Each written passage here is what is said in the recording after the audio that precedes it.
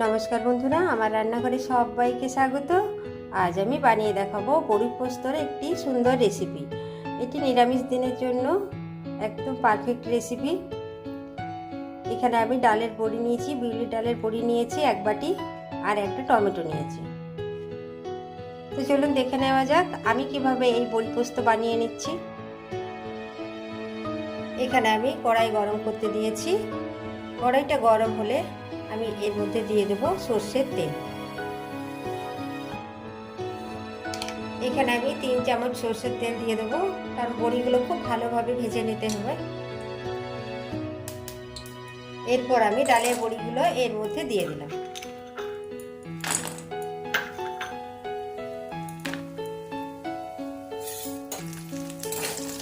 এবার খুব ভালোভাবে আমি ডালের বড়িগুলোকে ভেজে নেব।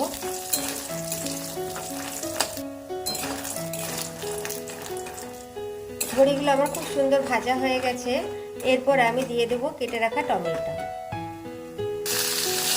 আমি কেটে রাখা টমেটো দিয়ে দিলাম। টমেটোটা দিয়ে এর মধ্যে একটু ভেজে নেব। দিয়ে দিলাম আমি পরিমাণ মতো নুন। নুনটা দিয়ে একটু ভেজে নেব। এরপর আমি দিয়ে দিচ্ছি অল্প একটু জল। টমেটোটা ভেজে নেওয়ার পর আমি দিয়ে দিলাম অল্প একটু জল। আর আগে থেকেই আমি 3 চামচ পোস্ত বেটে রেখেছি, তার মধ্যে একটা কাঁচা লঙ্কা আর একটা শুকনো লঙ্কা দিয়ে দিয়েছিলাম। এই পোস্তটা আমি শিলে বেটে নিয়েছি। এরপর আমি এর মধ্যে পোস্তটা দিয়ে দিলাম।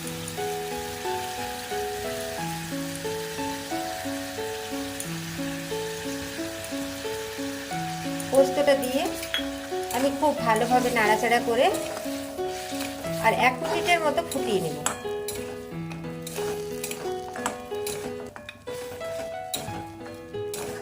এইভাবে পোস্ত বানালে বড়ির স্বাদটা খুব সুন্দর থাকে, বড়িগুলো শক্ত থাকে।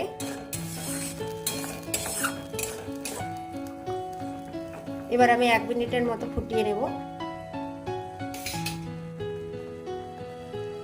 ফুটিয়ে নেওয়া আমার হয়ে গেছে। এরপর আমি গ্যাসটা বন্ধ করে দেব। আমার এই বড়ি পোস্ত রেসিপি যদি আপনাদের ভালো লাগে তো আমার চ্যানেলটিকে সাবস্ক্রাইব করার জন্য অনুরোধ রইল। সঙ্গে একটি লাইক করে দেবেন। ভিডিওটি দেখার জন্য আপনাদের সকলকে অসংখ্য ধন্যবাদ।